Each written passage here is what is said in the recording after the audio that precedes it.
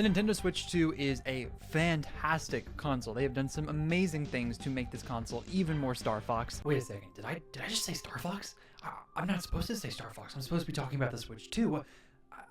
How could I mess up like that? No, it's fine. It's fine. Let's just continue on. Let's just go as normal. I mean that the Switch 2, it has a lot of great games. It's got some good support from the third parties, and then there's Star Fox. Oh, I did it again. Oh, I can't stop thinking about Star Fox, man. I can't stop thinking about Star Fox. I gotta lock in, bro. Let's lock in. No, I mean, I don't. Star Fox. Star Fox. Man, it's over for me. I caught a disease. The Star Fox disease. It's a fox, bro. He gave me rabies or something. It's over. Guys, I got a problem. I got a huge problem. I can't stop thinking about Star Fox. I don't know why. It's been literally years since I have been this excited and addicted to a game reveal. It's barely even going to be a month of waiting, and I am just hungry for Star Fox. This is the first time I've experienced this with a game I've never even played any other games in the franchise. I just released my video over the weekend talking about the game, talking about why it looks so dang good, about the designs and how I initially was like, they're a little gross, and then they kind of caught on and I kind of liked them. I've made a total 180 even from then. I don't just kind of like it. I love these designs. I mean, just look at these designs. These designs are incredible. I truly adore the way that each and every one of these characters move. They're doing something bold. They're doing something different. They would normally just go with such a weird cartoony style that is just so much like the Illumination Star Fox, which I will raise my hand as accountability because I know I was one of those people saying, it doesn't get better than this. He doesn't get better than that. He looks incredible. And I can't even believe how my opinions have changed this fast. These are peak Star Fox designs. They're just the best, and you don't even need to take my word for it. Here is the actual quote from the creator of Star Fox himself, from the designer of these characters. The new work is exactly the visuals I had in my head back when I was making Star Fox 64. I absolutely love the super realistic character expressions too. That said, the movie version of Fox is just too cute. And yes, we can all agree with that. Everyone had that same reaction, that the Star Fox movie from Illumination, everything looks incredible with him. And he even so much as said that himself earlier on. This is kind of him taking back his opinion a little bit. Initially he said, I guess this is how it turns out if I'm not supervising, or something like that. I think the concept is good. In further comments to another fan on Twitter, he said, personally, I prefer the movie version, but I thought this one was good in its own way with a very clear direction. And he is right about that. It is very clear in direction. So this dude, Takaya Imamura, he went through the exact same cycle that I have gone through, that so many other fans are going through right now. But what he said is so stark and true to what every other person on this planet is saying right now about this design. I still see a lot of people hating on it, but I have seen a ton of people come around as well. The design is very, very pointed. It is very intentional, and that is what is so great about it. It's not taking any sort of safe route. It's taking a risk. What is that risk? That Nintendo has never really given us a super hyper-realistic game before. Metroid Prime 4 is really the only other example we have of them trying to go into that style. But here we see with Star Fox, this is totally insane to see a fox, a bird, a toad, and a rabbit, all four of them together on the same team, be hyper realistic. You would never think that they would go that route and that it would even look anything good at all. And I don't know what it is. I think I've decided that it's the eye movements. Like, if you are looking at this trailer on the screen right now, Star Fox is in his cockpit and his eyes are just moving so realistically. It's like he is genuinely real. You see the bunny here. I don't know his name. I apologize. I'm new to the series. The rabbit guy, he is in this cockpit as well, and he is looking around. He looks so realistic. Everything, the movement style is just so real. Fox now here in this little base part, like, you just see his head moving around. His ears look moving as well. Like, it's just very, very pure to what an actual movement would be. Even here with Falco, he is looking over and speaking over to this crew. You can see the way he's looking and the way he moves is very much detached. It tells me all about his character in just that little bit. The way that Slippy moves, his movements are so much more sharp than all the other characters. He's a little quicker. He's like Toad-like very much. Slippy is so excited. He looks happy to be there. He looks like he's a part of the crew. He loves everything about these people, and you can tell he's just the kind of comedic relief character, or at least the kind of character that is letting everyone else around him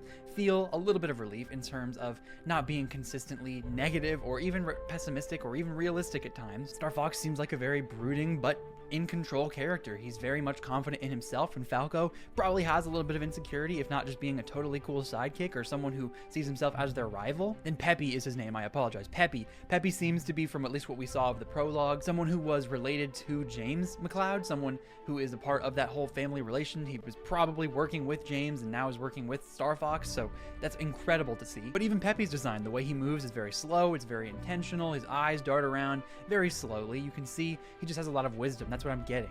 And if you can tell from just these little clips, as someone who has literally never heard anything about this franchise, it's one of the only franchises I have no idea what it's about. I know that they fly around, that there's a big space monkey that might be a robot. I don't know anything else. That's literally all I know. And these designs have told me so much about their characters, so much about what they are feeling and what is going on, and this is great. Now, could they have done something very similar to the Mario Galaxy movie and just made it into game form? Yes, absolutely. They could have easily done that and people would have loved it. But the problem with that is that it would have just been the exact same old thing over and over again. And I think what Nintendo are starting to realize is that they really pushed that switch to power, and that they are always going to have these great art styles, these great graphical inclusions of different types of games. Like Mario is always going to be very much stylistic and cartoony. Zelda is going to push that boundary between realism and cartoonish different graphics, because that's how they've really alternated between, with like Wind Waker to Twilight Princess, and then back to Breath of the Wild. It's very much going back and forth and how they want to represent those characters and have everyone else feel like they're being represented. But if you're gonna make a remake for 4 times in a row, if you're gonna make this be the 4th remake in this series and to have this be the same game again essentially with not a lot of additions, then I really do think this was the way to go. You have to make them look incredible. Make this be the definitive version of Star Fox by saying there's no other game that can compare to this graphically, even at all, even a little bit. This looks amazing. And that's even before we get to the gameplay itself. I've just talked a whole lot about these designs. I've talked a lot about what that looks like, and I just cannot get it out of my head. They look so good. And I think that is what good design does, and that's how it's going to help implement into the gameplay. That's what's going to get me hooked. That's what's going to get other people hooked. This Direct already has, what, 2.8 million views, and it's been about 4 or 5 days since the Direct aired out of nowhere. That is a staggering number. Star Fox fans are showing up and showing out. People who have never played the games before, didn't care about the series prior, people who just weren't around for that early heyday of Star Fox, they're finally getting invested. People like me who care about the series that Nintendo want to publish and produce, and I do care about Star Fox. I play them in Smash. Like they've done a good job at keeping these characters at least in the limelight somewhat for Nintendo fans that are a little bit younger to understand, but we've never had a chance to truly get our hands on a game worth playing and worth representing the series title. I've never seen Nintendo make a game that looks like this, ever. Not even a little bit. This game is different, and I'm not sure if I can even compare this to any other game, period, that has ever been made. I don't know if there is any game that has this type of realistic animal style in such a polished manner. I mean, it genuinely feels and looks like a movie. And when you are having movie quality cutscenes in between gameplay, that gets you invested. Nintendo is finally starting to realize, I think Miyamoto is finally starting to come around, or at least he should be, especially as the head of all these different movie ideas, that story is so important. And it's not always just about, oh my gosh, this dude died right in front of us and a horrible thing happened and then character development. No, it's also about design. Design shows a whole lot, even if you think about movies, right? It's so much easier to say that in games when you're talking about the settings and everything else, but like set designs for movies mean so much. Do you realize how many movies and shows look the exact same nowadays? How many of them just have that same blank lighting that just looks so ordinary, and just like you can tell it's in a studio. You can tell it's in one of those big domes that they have been recording pretty much every single big movie in forever. Realistic sets are so important to making your characters feel real, because if they are in a real environment in which they can truly get themselves into that world and act as if they are in that world, man, that's how you know you are getting people truly invested.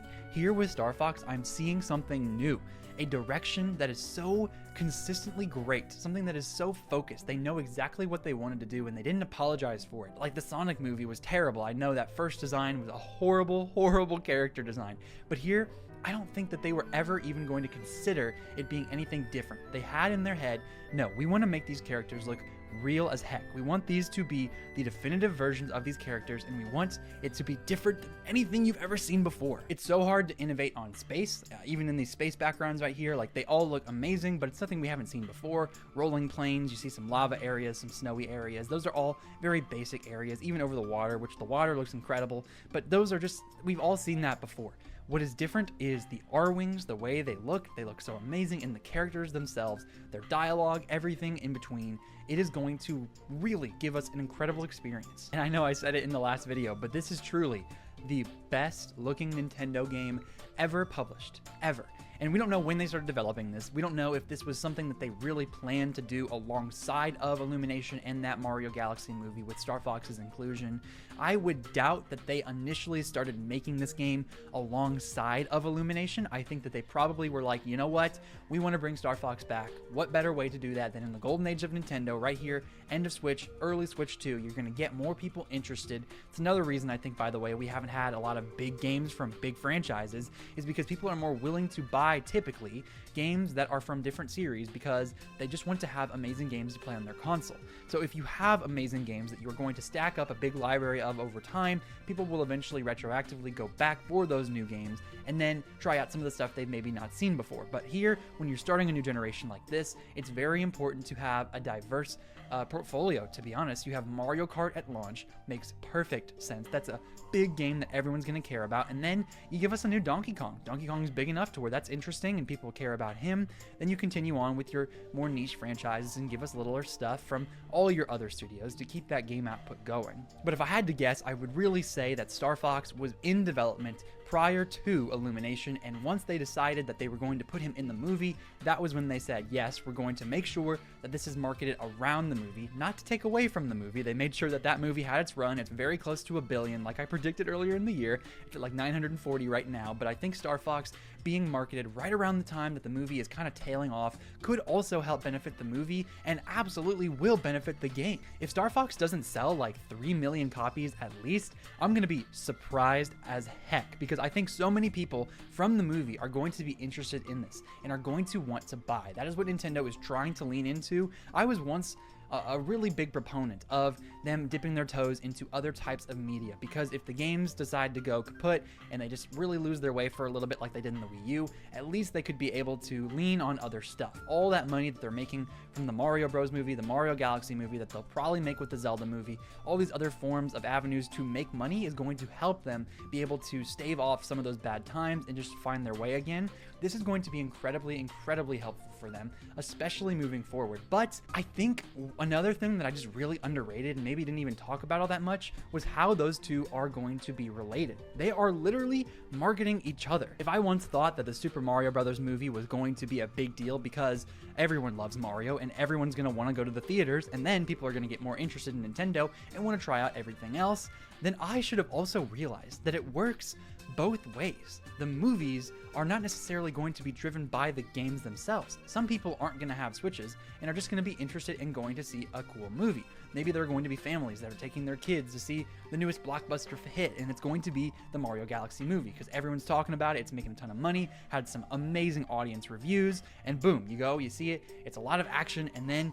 your kid is interested. And what are they interested in? Mario, Rosalina, Peach, and then you have yourself Star Fox. They're interested in all of those things. Big complaint for a lot of people that Rosalina didn't get as much screen time as Fox. If you really add up those minutes together, I saw the movie, didn't think it was that big of a deal, didn't think it was even a critique worth mentioning. But if I see Star Fox being propped up as much as Rosalina was in this movie, I'm gonna care so much more about him as a kid, and actually how cool he is in that movie. They make him look so cool and lovable. He is absolutely amazing. It's one of those things where it's genuinely okay for him to be as static of a character as he is, just continuously awesome the whole time. The only scene in which he might even be taking a little bit of cool factor away from him is when he was crying over the R-Wing, like, dang, I really love this ship. But if anything, that just adds more to his depth. He seems to keep a cool head no matter what. And here with the Star Fox Direct, it aired, people are going crazy over it. Almost 3 million people in almost 5 days are watching this Direct. How many of those people saw the movie? How many of those people have had Switches or Switch 2s and have just wanted to get into a new game, have been wanting to play something, they saw the movie, and now they're going to get the game? It works in tandem. You can advertise them both side by side, and it is genius. So no, I don't necessarily think that they should all of a sudden say, yeah, we're going to develop a movie and then develop a game alongside of it just because. No, I think the game developers should absolutely still be dictating what types of games they want to make from what franchises simply by their own passion. It shouldn't be pushed by any sort of movie narrative. It should just always be like this. If they were going to bring Star Fox back, which they always were going to do, go ahead and release it alongside the movie and alongside his addition in that. So that's why I've been thinking about this so much, because it's not only just so cool to look at, not only are these character designs so unique and they're just pushing this style unapologetically, and that makes me love it even more, but because of the movies and how smart that they have been advertising these side by side. That's all been on my mind and heart. I just can't stop thinking about Star Fox. And by the way, if you were curious, this game is #1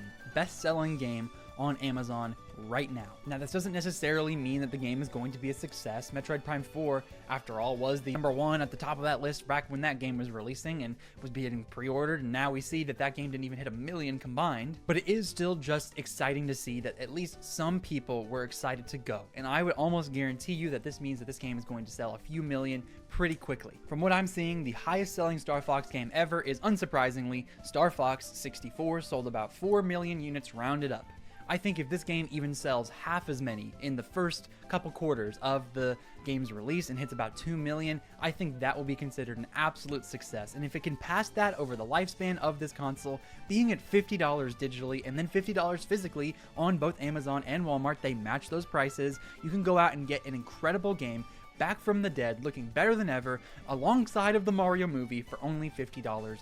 That's going to push people to buy. That's going to get people to care. So even though I talked in my video covering the financial report and how they raised the price of the Switch 2 by $50 and how that's not really good, I do think that there is a lot of good that they're learning from this, and we can already see it being affected in the pricing of these games. Furukawa himself, president of Nintendo in Japan, president of the entire company, he said that he wants to keep the games coming. He wants to pump them out as fast as he can, particularly because he knows that the price of the console is going up. And to compensate for that, he says he's going to release more games. They're going to have a steady pace of games, even if they aren't necessarily from big franchises like we've seen today. We're going to talk about how many different things in the future are going to come out. They are always having stuff given to us, and they're always speeding in that cycle. So, as someone who was also not a huge fan of the series prior to this, who doesn't know a whole lot, I want to help educate you, as the comment section was able to help me last time. So if there are any other questions remaining, go to the comment section. People will be there. The Star Fox community has been amazing, so go in the comments, ask questions. I will try to find an answer, or someone else will answer you.